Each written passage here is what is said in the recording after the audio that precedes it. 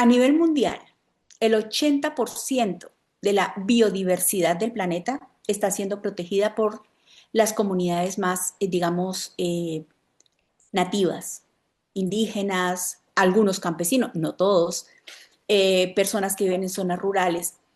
Son las que de alguna forma tienen un poquito más de conciencia.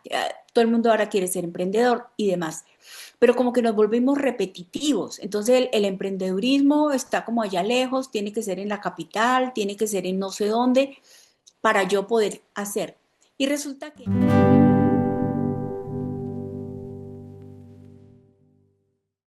migración, regeneración, patrimonio. Cada mes vamos a aclarar estos conceptos que están moviendo el mundo desde una mirada latinoamericana. Vivimos en un contexto marcado por la degradación de los ecosistemas, donde la regeneración surge como una estrategia esencial para revertir el daño que estamos causando. Sin embargo, este camino también presenta grandes desafíos, como la falta de trabajo conjunto, las limitaciones económicas y la necesidad de transformar la manera en que estamos produciendo, además de cómo estamos consumiendo. Más allá de la conversación, conozcamos qué es la regeneración ambiental y comunicativa. Bienvenidos a la Fundación Entre Soles y Lunas y exploremos, avancemos y conozcamos. Muchísimas gracias, directora, por acompañarnos una vez más en esta serie de entrevistas. Y esta vez vamos a hablar del cambio climático, pero no lo de siempre. Actualmente estamos enfrentando crisis climáticas cada vez más difíciles de ignorar, inundaciones en el norte de Colombia, incendios en los países como Chile, Estados Unidos y Australia, y sequías en el centro de África. Estos fenómenos sabemos que no solo afectan los ecosistemas, sino que también están impulsando a millones de personas a migrar. Según la Migration Data Portal, en diciembre del 2022, el 42% de personas de 88 países distintos vivían en situaciones de desplazamiento como consecuencias de los desastres naturales. Hoy en día, algo de siempre. Además, el Grupo Intergubernamental de Expertos sobre el Cambio Climático y la Organización Internacional de Migración, la OIM, estiman que más de 1.000 millones de personas en todo el mundo están expuestas a riesgos climáticos específicos de las costas en 2050. En este contexto, directora, y bienvenida una vez más, la migración climática se convierte en un motor para la movilidad humana y la necesidad de impulsar empleos verdes como estrategia para mitigar este impacto. Pero bueno, tú desde tu lado, desde tu experiencia, ¿cómo defines esta migración por cambio climático? Sí, la verdad es que es uno de los temas más importantes que se deberían tomar en este momento y que de alguna manera los organismos como la Organización Internacional de las Migraciones y demás están poniendo el foco en ello, porque efectivamente uno de los problemas más graves que se avecinan, además de las guerras, es el tema del cambio climático. No más lo estamos viendo ya con asuntos muy complicados que se han vivido, como han sido las grandes inundaciones que de manera abrupta se han presentado este año, sin ir más, fueron muy fuertes en el sur de Europa, lo que fue todo el bloque de Italia, Portugal, España, fue absolutamente brutal. Y en contraste, se dieron incendios en otros territorios del planeta. Entonces, ¿eso qué sucede? O sea, eso como un punto, digamos que mediático, porque si vamos a lo profundo, realmente las zonas más pobres, las zonas más abandonadas, los países con menores recursos, son los que en este momento están llevando mayor peso a causa de las grandes decisiones de los empresarios, de los países desarrollados que no han querido tomar conciencia sobre esta situación y son los que de verdad, están realmente soportando estas situaciones. Entonces, ahí ya empezaríamos a hablar de un tema que se llamaría justicia climática, ¿no? Y esa justicia climática realmente se ubica en algo muy puntual y es en trabajar la equidad, los derechos humanos, la ética, que está tan cuestionada hoy por hoy, y la vida en sí misma de las personas. O sea, eh, A Australia, por ejemplo, ha vivido extremos, pero extremos totales en los asuntos climáticos, desde grandes incendios hasta pérdida de todo lo que ha sido la franja coralina en los océanos. Esas cosas uno a veces las dice, ah, pero bueno, es en Australia, esos son los corales, ¿qué pasa ahí? No, resulta que los corales cumplen una función muy importante dentro de todo lo que son los ecosistemas y la estabilidad del planeta. Si seguimos perdiendo más frontera coralina, vamos a tener mayor incidencia en problemáticas ambientales.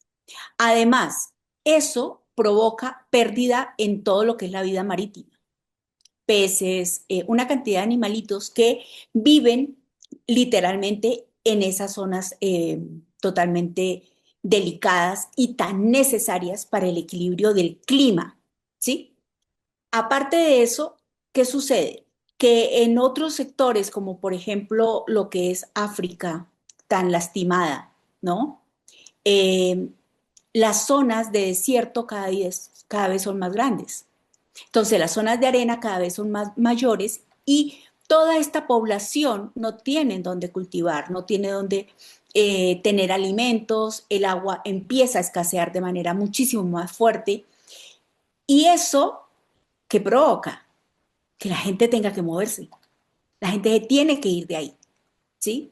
También lo vemos, por ejemplo, lo que ha pasado en la zona norte de Brasil, todo lo que es la Amazonia, ¿sí?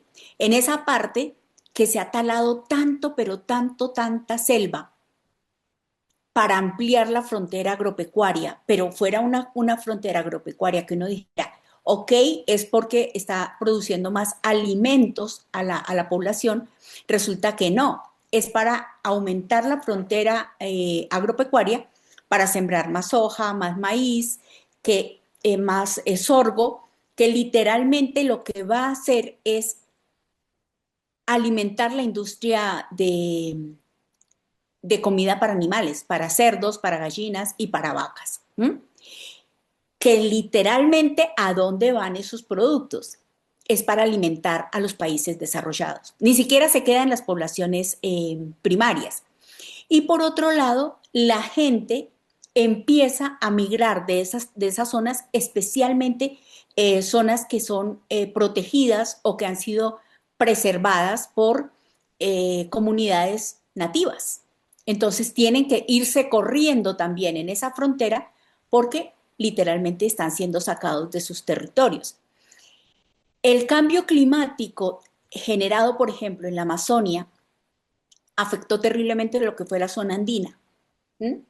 Por eso se han visto tantas lluvias intempestivas en los últimos tiempos, porque hay un desequilibrio en esa parte. Uno dice, no, pero fue en la Amazonia, pues, ¿qué va a pasar en la zona andina? No, sí, incide porque son las corrientes de aire las que empiezan también a afectarse y esas corrientes de aire son las que van a generar movimientos de nubes. O sea, es que el planeta está absolutamente eh, conectado y cada cosa lleva a otro punto.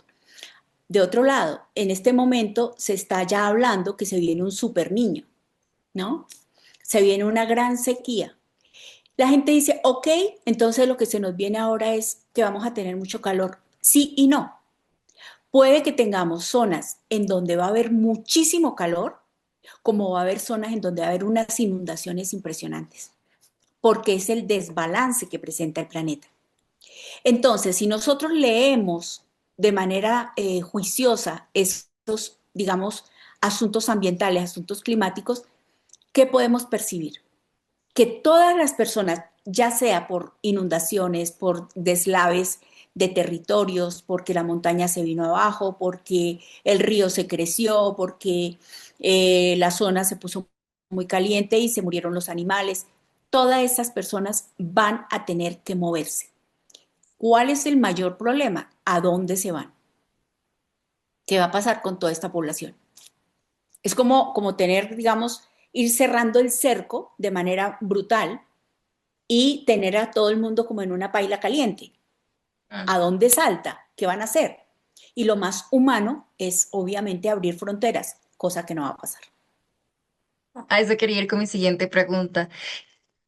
Vimos esto de justicia social que mencionabas antes. Según tú, según desde tu experiencia y de lo que hace la fundación, ¿cuáles son las desigualdades más grandes que tienen que enfrentar estas personas al momento de migrar, en esa capacidad de poder migrar de manera digna? Vaya tema, es bien complicado porque acá empezamos a hablar de exclusión sin inclusión, ¿no? Volviendo un poquito atrás, a nivel mundial, el 80% de la biodiversidad del planeta está siendo protegida por las comunidades más, digamos, nativas, indígenas, algunos campesinos, no todos, personas que viven en zonas rurales. Son las que de alguna forma tienen un poquito más de conciencia en estas situaciones. Pero resulta que todas estas comunidades a nivel global no reciben ni siquiera el 1% de financiamiento que existe para asuntos ambientales y protección del planeta. Entonces empezamos a ver unos desbalances muy complicados, en donde, vuelvo al punto, estamos hablando de exclusión, estamos excluyendo a la gente del diálogo que debería existir y del planteamiento real de lo que debería existir para tomar soluciones. ¿Mm? Es bien complejo porque aquí entrarían políticas públicas necesarias en puntos de origen, en los países puntos de origen, cosa que desafortunadamente la velocidad que lleva el cambio climático no va a dar tiempo para que esas políticas públicas se implementen o se hagan los correctivos necesarios. Es muy tímido lo que se está haciendo, es muy bajito lo que realmente sucede, porque desafortunadamente los, las políticas públicas, especialmente de los países más empobrecidos, más carenciados o de donde quizás va a haber mayor migración, están o corrompidas o con negociaciones allá entre ellos y demás, y no le van a dar las respuestas reales a lo que la gente necesita. Y el otro problema que surge es los países desarrollados van a cerrar aún más las compuertas de entrada. ¿Mm?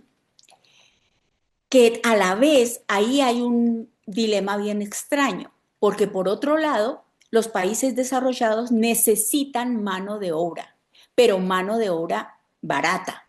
¿Por qué?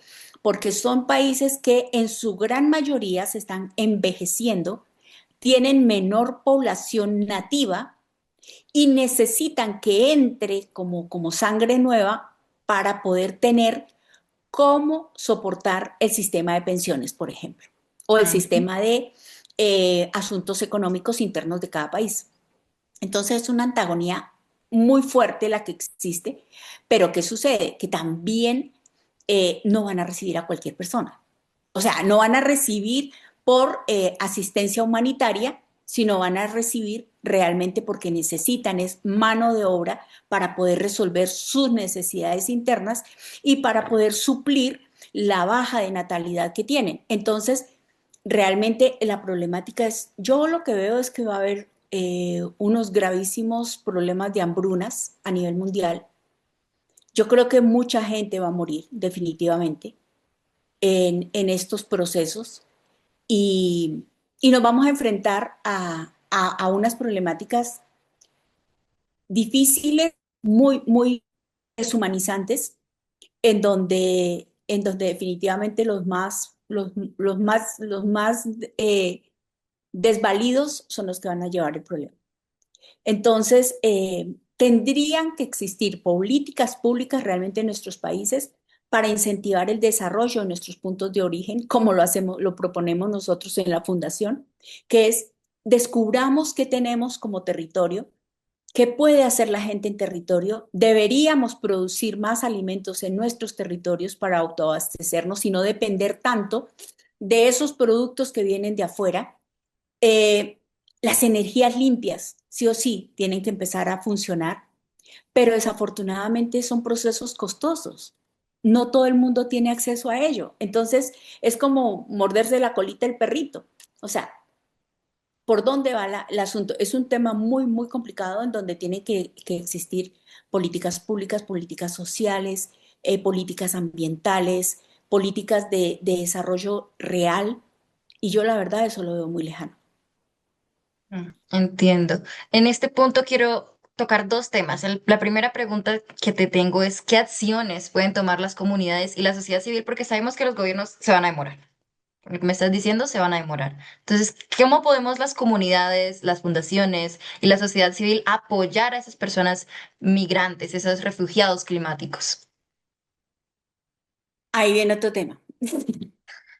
Sí, las comunidades, la verdad que yo creo que uno de los puntos más fuertes que nosotros podríamos hacer como individuos es algo que nosotros en la fundación hablamos mucho y es empezar a mirarnos nosotros mismos. O sea, desde el yo, desde el aquí yo como persona, como individuo, ¿qué puedo hacer? Porque casi siempre nos quedamos esperando es qué hace el otro, qué reacción tiene el otro, cómo lo enfoca el otro, eh, cómo me resuelven el problema, ¿no? Y hemos perdido muchísimo la conectividad como sociedad. Hemos perdido mucho ese saber hacer de manera colectiva, solidaria. Yo creo que uno de los trabajos más interesantes sería empezar a mirarnos en nuestros propios territorios qué capacidades, qué oportunidades, qué potencialidades tenemos, ya sea a nivel, por ejemplo, agropecuario, ya sea a nivel ambiental, ya sea con proyectos turísticos, ecoturísticos, limpios, ya sea trabajando, por ejemplo, las universidades acá tienen un foco que podrían empezar a explorar de una manera mucho más responsable y es ayudar a descubrir en los territorios qué potenciales tiene ese lugar para ayudarles a desarrollar mejor con innovación, con tecnología, con mejores servicios, con mejores llegadas, por ejemplo, con internet, con luz, con ciertas cosas, para descubrir realmente qué hay, qué tienen, y a partir de eso poder proyectar eh, soluciones reales. Entonces, hablamos mucho del emprendedurismo, ¿no? Todo el mundo ahora quiere ser emprendedor y demás, pero como que nos volvemos repetitivos. Entonces, el emprendedurismo está como allá lejos, tiene que ser en la capital, tiene que ser en no sé dónde, para yo poder hacer. Y resulta que no. Nosotros como fundación hemos tenido la gran experiencia de ver cómo, por ejemplo, a partir de la recuperación del patrimonio, ¿sí? Descubriendo o analizando qué hay en nuestros terrenos, podemos generar desarrollo. Ok. Mi duda sería cuando ya les toca migrar, porque a veces los desastres llegan ya sin tocar la puerta, sin aviso, bueno, aunque ya nos están avisando, eso es cierto. Esa activación social, esa actividad económica, ¿cómo lo podemos ver como una, no como un desafío, sino como algo que genere oportunidades para los territorios? ¿Cómo lo podemos ver, esos tipos de migraciones, Del que se va o del que llega. del que se va y del que llega? Bueno, volvemos al punto, es un tema complejo, porque desafortunadamente, si el territorio no está preparado para recibir una masa grande de migración, se puede volver un problema social si no, vuelvo al punto, si no hay políticas públicas que acompañen de manera correcta ese flujo migratorio. Es decir, hacia dónde direccionar, eh, qué se les va a ofrecer, porque Mm, ese es el otro tema, de qué va a vivir esta población, ¿no? Aparte ujú, de ser un tema totalmente humanitario, que es absolutamente válido y necesario, es, ok, lo recibo. ¿Y qué? ¿Y qué va a pasar? Mira, por ejemplo, lo que pasó en Colombia cuando hubo el flujo migratorio venezolano tan fuerte. Se abrió la compuerta, pero no había una política pública que realmente los incluyera de manera real. Entonces, estas personas fácilmente pueden terminar delinquiendo, pueden terminar, no sé. en múltiples exposiciones de vida, ¿sí? Que también es muy, muy delicado. Y, y la población receptora genera mucho rechazo. Ahí el problema son las políticas públicas de cómo recibir esa población. Cuando tú entras como una persona ilegal a un territorio, estás expuesto a todo tipo de abuso y a todo tipo de problema, en donde te van a pagar lo que se les dé la gana, te van a cobrar lo que se les dé la gana y tampoco. O sea, porque la persona migrante tiene derecho en todas las partes del mundo porque es un ser humano. Entonces, tiene derecho a tener una identidad, tiene derecho a tener una vivienda digna, tiene derecho a tener con qué alimentarse, tienen derecho sus hijos a ir a una escuela, a una educación, son derechos fundamentales. Entonces, ahí viene el problema, ahí hablaríamos de justicia social, en donde los derechos humanos deben primar por encima de cualquier otra situación. Eso en cuanto a, por ejemplo, al que llega. Y al que se va a enfrentar igualito en el otro territorio, ¿sí? Se va a enfrentar a discriminación, a rechazo, a... Mira, por ejemplo, hace unos años yo veía algo en Madrid que me impactó muchísimo. Los niños tenían que ir al colegio, ¿sí? Los niños de los migrantes. Y resulta que obviamente el gobierno dijo, sí, todos los niños van a ir al colegio y abrieron la compuerta del colegio. ¿Qué pasó? Que hubo un colegio en especial en una ciudad a donde los chiquilines empezaron a llegar. Como eran tantos migrantes, los locales retiraron sus hijos de ese colegio, porque según ellos se había vuelto algo horrible y ellos no querían que sus hijos se contaminaran de los migrantes. Ahí hay exclusión, ahí hay rechazo. ¿Qué sucedió? Que estos niños migrantes se volvieron muy agresivos, se volvieron muy, imagínate tú, un chiquilín de adolescente, sufriendo todo ese tipo de rechazos, pues va a generarle rabia frente a la nueva sociedad y ahí empiezan a surgir problemas. Entonces, por eso tiene que existir políticas públicas muy claras para ver cómo es que lo vamos a resolver. Ok, directora, una vez más, muchísimas, muchísimas gracias por acompañarnos el día de hoy. A modo de conclusión, creo que lo más importante que hay que resaltar aquí son las políticas humanitarias, lo más humano que se pueda, tanto para las poblaciones, las políticas públicas, etcétera. Muchísimas, muchísimas gracias. ¿Te gustaría agregar algo más? Sí, yo creo que una de las cosas más fundamentales que deberíamos hacer como sociedad es empezar a tomar conciencia, empezar en nuestros pequeños círculos, en nuestros pequeños espacios, empezar a tocar estos temas y sobre todo empezar a ver qué podemos hacer desde nuestras fundaciones, asociaciones, lo que sea, para poder empezar a trabajar también algo que es muy importante y es cultura ciudadana, justicia social, conocer todas estas problemáticas que a veces pensamos que nada se correlaciona y resulta que sí, cómo nos estamos desarrollando como sociedad, cómo estamos criando a nuestros hijos, cómo estamos viendo el planeta que tenemos, cómo lo estamos leyendo, cómo estamos viendo que a veces decimos, uy, no, es que está lloviendo demasiado y entonces me voy a mojar y resulta que no es solamente eso, sino esto cómo puede impactar a otros. Yo creo que tenemos que empezar a trabajar mucho en ser más empáticos, en ser un poco más sensibles frente a las situaciones que se están viviendo y retirarnos un tricito del TikTok y de la pantalla del celular para empezar a mirar que el mundo es mucho más que una pantallita de chiquitita que nos están diciendo que este mundo es fantástico o que vivimos en otro planeta, cuando realmente la situación de esta sociedad en especial está bien complicada. No quiero ser fatalista, me gusta ser realista y de alguna manera optimista, y yo creo que si empezamos a tomar conciencia, las cosas podrían cambiar, al menos que cambien en nuestro pequeño espacio para que se vayan multiplicando. Ok, muchísimas, muchísimas gracias, directora.